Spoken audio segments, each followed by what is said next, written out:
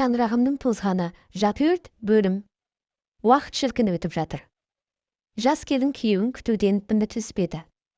Қайнысынан хат келіп жүрді. Оған да шүкіршілік ететін. Солай жүргенде көрші келіншектің үйіне қара қағаз келді. Байғұс әйел жесір қалғанына сене алмай қайғыру үстінде. Әпкесіндей көрген әйелді жұбата алар емес. Өзде сондай күйді кешетіндей жылап жүріп күйеуінің хат хабарсыз кеткеніне неше айдың жүзі болды емес пе? Бүгін жұмысқа өзі келді. Бұл жерде барлық әйелдер көңілсіз. Ешкімнің бірімен шаруасы жоқ. Күйеуін сағынып, онымен өткізген күнді көз алдына елестетіп тұрған келіншек бригадирдің ащы даусы селк еткізді. Мария Куликова, сізге жедел хат келді. Кеңсеге барып алыңыз деген сөзді естігенде жүрегі дір ете қалды. Қуанайын десе қандай хат екенде білмейді. Аяқтарын әрең басып, құдайым тек қара қағаз болмаса екен деп тілеп келеді. Бар ойы күйеуінен келген хат деп ойлады.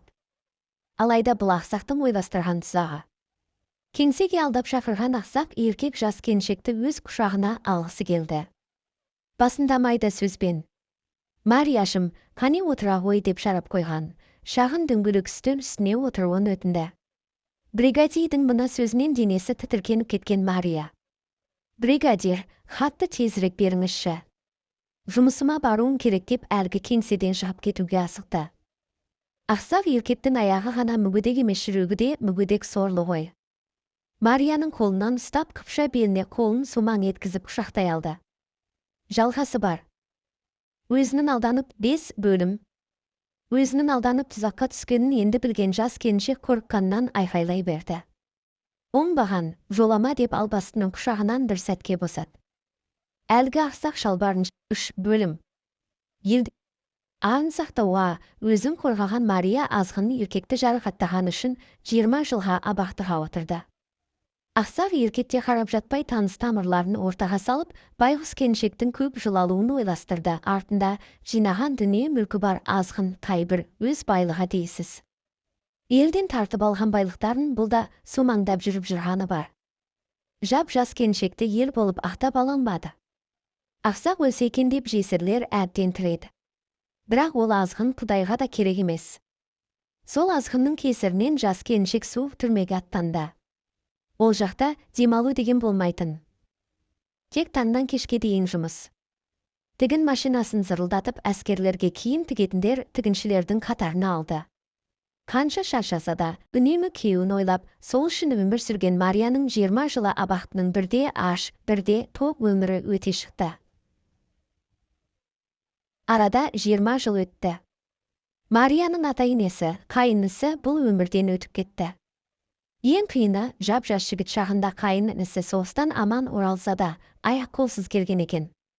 Анасы шамасы келгенше бағып, көп ұзамай ұйқыдан тұрмай қалған екен. Күтімсіз қалған қайын-інісін мемлекет 2 жыл баққан. Одан кейінгі жылдары жағдайы нашарлап әке-шешесінің қасына барған екен. Абақтыда жатқан Марияны тек көрші жесір әпкесі ғана істеп, хат жазып хабар алысып тұратын. Әрбір жақыннан айырылған сайын Мария да езіліп ішқұса болды. Баяғы ажары солып бетіне әжім түскен. Түрмеден шыққан бойы қара шаңырағына келді. Әбден азып бұзған, батпағы түсіп тозығы кеткен ескі үйін көріп тағы жылап алды. Жалғасы бар. Жанымда еріксіз сома? Апырай, қара шаңырағымның тозғаны, жанымда еріксіз ауырттау деп іштей күбірлеп сөйлеп келеді. Есіктегі үлкен қара құлыпты көріп көршіге аяқ басты. Көрші әкесімен нәре-сәре болып қауышып көз жастарын тия алар емес. Бұл көршінің балалары есейіп ене болғаны қашан.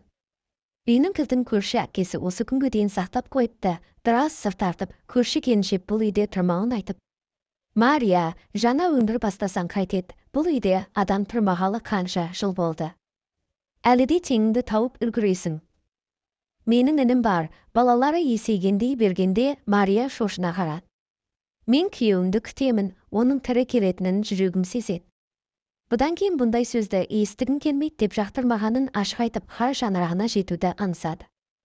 Айналдырған бір аптаның ішінде көршілері қол ұшын беріп үйін жөндеп адам тұратындай етіп алды. Сол күннен бастап Мария қара шаңырағында күйеуінің келетініне сеніп күтіммен болды.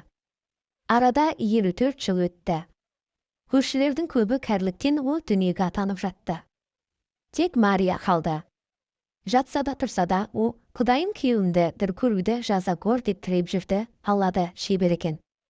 54 жылдан кейін соғысқа кеткен күйеуі өлі шағында туған жеріне бала шағасымен оралды. Шетелдік әйелмен бас қосқан. Тұтқынға түсіп кейін ол жерден босап, неміс әйелмен отбасы құрған екен. Қара шаңырағын бір рет көруге келген күйеуі өз көзіне сене алар емес, қартайған Мариясы күтіп алды. Екеуінің жүзіндегі сағыныштарын айтпаса да белгілі. Өмірлерінің соңғы күнінде табысқан екі қарт елдің көзіне еріксіз жас ұялатты.